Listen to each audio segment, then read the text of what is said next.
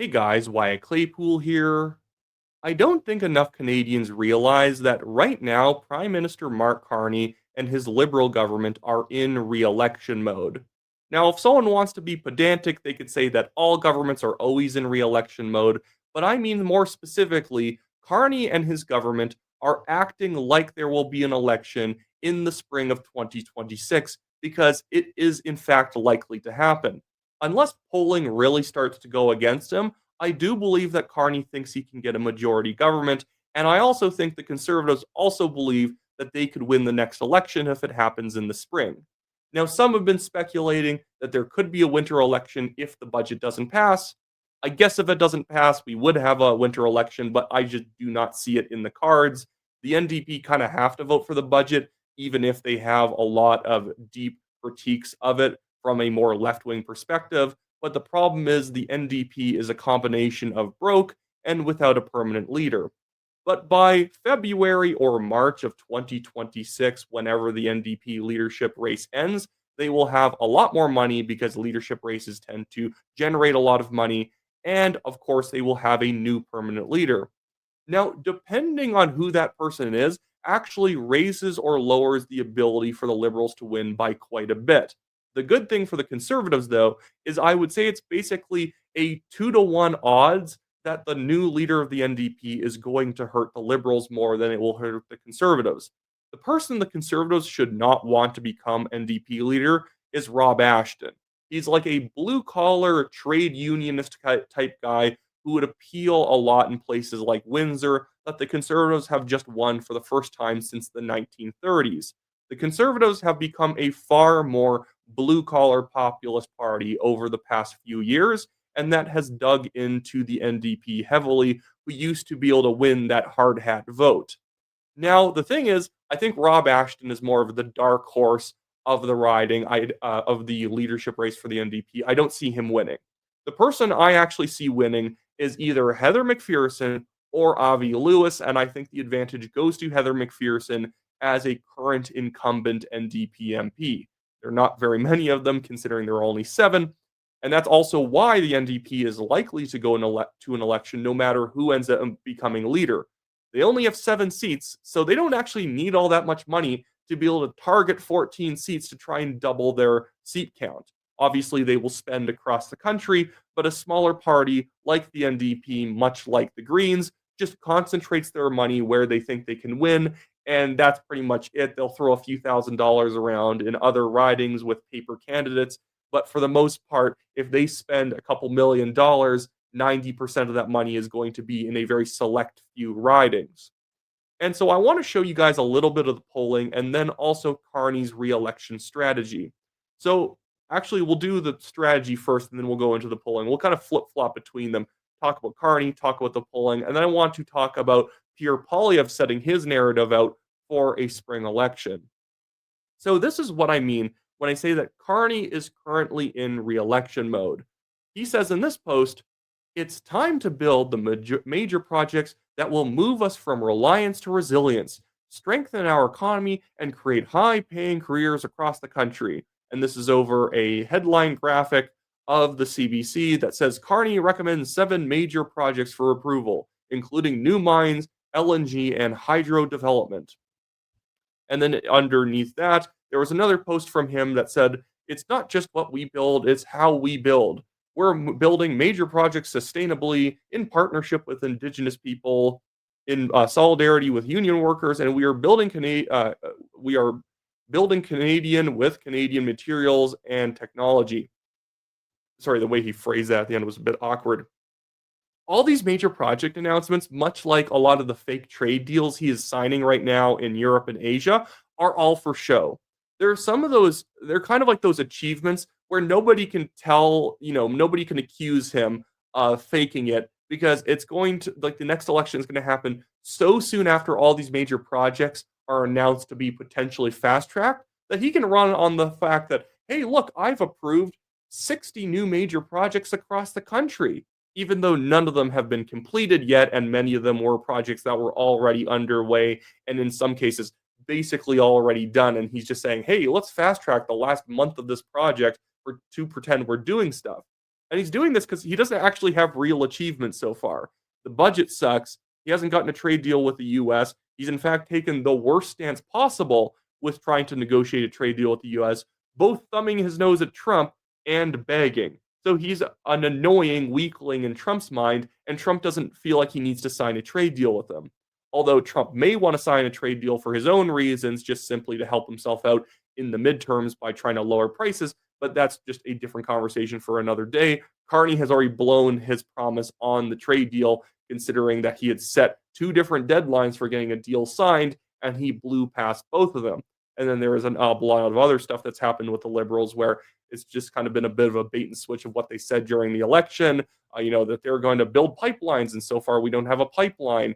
And you now have BC Premier David Eby saying that he will not allow a pipeline on the West Coast, and Carney is not coming out to contradict him in any way. It's all been very, very annoying to watch because you know that Carney is just mouthing generally the right words to keep a lot of his base on side, knowing that if he gets to a majority government in the spring, he can just kind of ignore everyone and then do exactly what he wants. The funny thing is the only thing that's making it even somewhat possible the Liberals will build a new pipeline, like an entirely new pipeline, is if they're in a minority government and they kind of have to bolster their popularity. But this is why I think that they're not even going to have to bother trying to announce a pipeline because they think that they are going to have the support needed to win another election. This is a Main Street poll with leaning and undecided voters mostly taken out. Right now, Main Street has the polling 43% liberal, 39% conservative, 5% NDP, 5% bloc, and then you have 2 green, 2 PPC, although I do not think the PPC is going to be getting 2%. They'll probably basically not even exist in the next election. But this is what the Liberals would be hoping the results would look like in a spring election. Now, I think this is probably underpolling both the NDP and the Bloc by a bit, because unlike the April election, the thing is the NDP is going to have a much stronger narrative to vote for them because they can say that the Liberals are betraying the blue collar working class voter, the public sector employee, because they are cutting service spending, they're cutting personnel in Ottawa Gatineau and whatnot. They may be able to spin that narrative in order to pick up a bunch more seats. And the Bloc Québécois, because of the way they've been treated in the budget, they could say, oh, Quebec's being ignored and Carney is spending a bunch of money, but it's all for Ontario and it's all for Alberta and British Columbia. No matter how inaccurate that may be, that's a BQ narrative that can actually get them more votes. So this is what Carney's looking at, thinking that this could actually be a good opportunity for him to win re-election. I just want to go down to show you the results with all the undecideds removed. 44-40 would in fact give the Liberals potentially a majority government. Not trying to freak anyone out, that's just the reality of the situation there. Obviously, again, if they call the election, I think their polling will fall. If the opposition calls the election, then I think depends on what the opposition basically called no confidence for. If they call no confidence for a silly reason, then it actually may help the Liberals. If there's some stupid piece of legislation that comes up and no confidence gets called in the Liberals, it actually may even help the opposition that they were the ones who called the election effectively. But now I want to jump over to Pierre Poilievre at a press conference yesterday, kind of laying out his oppositional narrative against the Liberals when it comes to something started playing on my computer. I don't like that. This is Pierre Poilievre setting up his oppositional narrative to why the Liberals are doing such a bad job on the economy. 49.6. Now, those are a lot of numbers, but let's cut right down to it. To be a AA rated country, on average, your debt to GDP is 49.6%. Carney's on track to bring ours to nearly 100%. In other words, our debt as a share of GDP will be almost twice the size of the average AA country. That's the kind of fiscal mess that Mark Carney and the Liberals are creating. So much for he's gone from promising to be a brilliant economist to being the most costly, reckless, and risky prime minister in Canadian history. And that is why Conservatives will oppose it. But we not only oppose, we propose. Our proposal is to cut bureaucracy, consultants, foreign aid, corporate welfare, handouts to phony refugees and other wasted money so we can bring down debt, taxes, and inflation. We would get rid of the industrial carbon tax to unlock the industrial engine of our nation and to reduce the price of everything made with steel, aluminum, cement, concrete, glass. That is everything that we buy. We will cap government spending for a dollar for dollar law, requiring we find $1 of savings for every new dollar of spending. We'll make this the fastest place on earth to get a building permit. I don't need to have him going on too much there, but effectively, what Poilievre is doing is really, really trying to differentiate himself compared to how he ran back in April of 2025. My biggest ongoing criticism with how the Conservatives ran the 2025 election was they ran too much as tinkerers rather than transformational change makers, in the sense that they're like, well, if you put us into government, we'll lower tax a little bit more than Carney is under $50,000. We're going to, change a little bit of the immigration system. We're going to change a little bit of this. But since that election, I can give Poilievre a lot of credit that he has significantly lowered how much he would want immigration down. He wants it to now be net negative migration, that he wants more people leaving the country every year than coming into the country. That doesn't mean zero immigration. So if someone has a skill that we want, we can still bring them in. But in general, we need more TFWs, we need more foreign students, we need more criminal permanent residents leaving than we were bringing in. On fiscal issues, he's actually talking about slashing spending, which is great. Yes, people are going to attack him for wanting to lower spending, but with the voters that the Conservatives need, they are not scared about the fact that you're going to be reducing the amount of spending in government. They are, in fact, happy that you will reduce the amount of spending. And I think that the promise, especially of reducing all of the funding of fake refugees, is a fantastic one. Immigration is a fantastic issue for the Conservatives, and affordability is a great issue for the Conservatives. They need to run on a 15-20% tax cut across all brackets. They need to run on a very, very strong immigration reduction. He generally already is. And then I think what they also need to do is run on anti-corruption, because Carney has actually given the Conservatives and the NDP and the Bloc a very good narrative to run on, both when it comes to his conflicts of interest, which are another issue to cover on another day. One of the LNG projects that Carney approved was with Blackstone, and another company, Northern Perspectives, went over this. And those are two of the two companies that basically making up the majority of the capital for one of the LNG projects that his major projects office may fast track, is literally one that is a conflict of interest with Carney's investments. Now, I don't know how much money he actually has at stake. I disagree a little bit when Northern Perspective says, he might be fast tracking these projects because it could make him very, very rich. When you have as many investments as Carney, it could be that he only has like a few $1,000s or $10,000 in those companies. In general, even if those companies go up by 5 or 6% in the stock market, it's not exactly making him money hand over fist. The problem is, are they friends of his, and is he giving them special treatment because they are friends? Because he's an investor and he's met them, and now they can go straight to the PMO in order to get special favors. That's more the problem for me. I don't think he's exactly becoming fabulously wealthy off of that deal. Again, it's the conflict of allowing people that to potentially get a fast track other people aren't allowed to have. But this is the other thing that every party should be seizing on. The Conservatives are. I will read this post by Poilievre, and then we will move on to kind of like why I think this will be a big election issue. So here Poilievre says, the budget watchdog who called Carney's deficit stupefying and sounded the alarm on his questionable accounting, Carney's response after releasing the costliest budget ever is to remove him. Canadians deserve independent oversight, not a government that avoids scrutiny while piling on debt, deficits, and inflation. So here you can see the headlines from the Hill Times and the Global News about Carney dumping Jason Jacques as the interim PBO.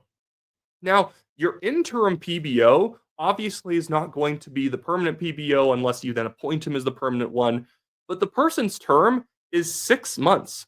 I believe Jason Jacques has only been the PBO, like the interim PBO, since like September or maybe October. He hasn't been in the role for very long. And he's supposed to be in the role for 6 months to give you ample time to find a suitable permanent replacement. That's you don't speed run this thing. You want it to be a very slow and deliberate decision.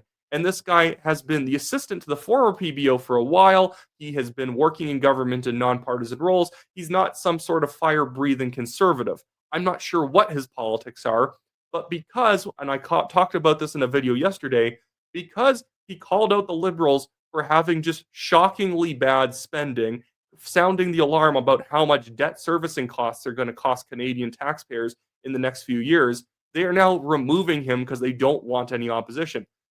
Carney, this is actually one of those things that kind of reveals Carney's attitude towards accountability. He really dislikes people questioning him. That's also why he hates being in a minority government situation so much. He hates having to ask permission. He hates people being able to critique his work. And so I think Poilievre, in an election, and all the other parties need to just keep needling Carney about running this massive budget, having the failing on trade, and now trying to cover up how bad they're doing by firing the PBO. They fired the PBO. Should be one of the biggest, should be just a constant news headline, should be a constant talking point by the Conservatives. They ran a massive deficit with $55 billion per year in debt servicing costs, 55, 54, somewhere around there. And then they got rid of the PBO because they didn't want people to know about it. They didn't want the watchdog for for spending to actually be able to call them out. That is absolutely ridiculous. And this is absolutely part of Carney's reelection plan, but I think the Conservatives can turn it around on him. Carney is trying to clear the decks, get everyone out of his way, because he wants only happy-sounding news for the next 6 months before an election may be called. He just needs it to just sound like nothing's wrong. Look at all these new projects I've announced. Look at all these fake trade deals. Everything's great. Hey, look, we just gave you $400 back on your taxes, which is obviously like nothing, but he wants to just kind of nickel and dime you with a lot of miniature fake achievements as if it matters at all. He's look 200 things I've done since I became prime minister. I no doubt if you go through a list of anything he'll say he achieved, it'll be like 90% either completely unsubstantial or fake. But remember, a lot of voters don't pay that much attention. And when we looked at that polling, a lot of people are willing to just throw in with the government they just reelected because, oh, well, they've only been given 6 months or 8 months. So as a Canadian, it's kind of your duty to inform more people around you that they haven't actually achieved anything. They announce a lot of stuff, but announcing a project doesn't make the project happen. It's deeply cynical, this new major projects office, because all it effectively is a propaganda ministry. All these projects could have been fast-tracked by the PMO, but he just wanted to create a new major projects office to make it sound like he's taking things seriously. And I'm going to bring up this global news story. Oh my goodness, guys. Losing my voice very late in the video. But I wanted to show you this line from this global news article that I actually was trying to show yesterday, but I was just trying to find the exact line from it. And I think I found it. We had the CEO right here. The CEO of the Major Projects Office kind of gave the game away when it came to all of these announcements. Right here in the global news story, it says, appearing before the House of Commons Standing Committee on Environment and Sustainable Development last month, Major Projects Office CEO Don Farrell told MPs the stage at which a particular project sits will be one of the factors considered when it is reviewed. They don't mean like a project that has not been started yet, maybe needs some priority to be fast tracking because it could save the most time to fast track a new project rather than try and fast track an old project that's kind of already underway. No. Don Farrell means the reverse. They are fast tracking projects that are least in need of a fast track. Maybe, you could say that these projects have been mothballed and they've been sitting around a lot. No, they're not fast tracking a project has not been able to be begun for 5 years or 10 years. They're fast tracking projects that in many cases are almost done anyways. It's just the final stage, and they're going to fast track the final stage of some project that was probably going to be approved pretty quickly anyways.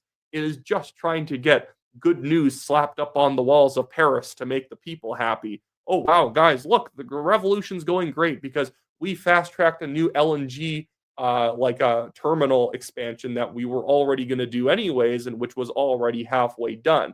Or the one new project they're actually fast-tracking from the start is the Blackstone project, which is kind of sketchy that Carney's friends are the only ones who are actually getting a brand new proposed project from 2024 fast track now, where all the other ones are these minor expansions and things that had been begun back in like 2015, 2017, 2013 in some cases. And they're also trying to build a new port in Surrey or something like that, or not in Surrey, but like off the coast of British Columbia, nearby Surrey.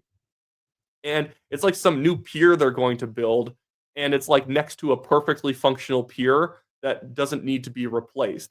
But they're just throwing stuff out there, trying to appeal to strategic demographics around the country because they're trying to cobble together a reelection narrative that look at all the great stuff we've done for your community. Well, yeah, it's only like 4 or 5 years away from actually being complete. And yes, we actually haven't done anything other just announced that we're taking it seriously. Hey, but think about it. We've done, look, if we turn all of these announcements into bullet points, it looks like we're doing a really good job here, even though many of these projects were already underway under Trudeau. Yes, they were very slow, and Carney's barely going to speed them up. But think about it. It's a long list of random stuff. Anyways, so that should be it for this video, guys. Thank you for watching. I just wanted to kind of do this general overview to get some thoughts out on just the kind of, I guess, political terrain, the geography that currently we're sitting on, and how Carney is trying to like maneuver his way around it in order to try and arrive at like justifying why he needs a majority government. Don't be fooled by it. All the headlines, all the announcements at this point are effectively fake.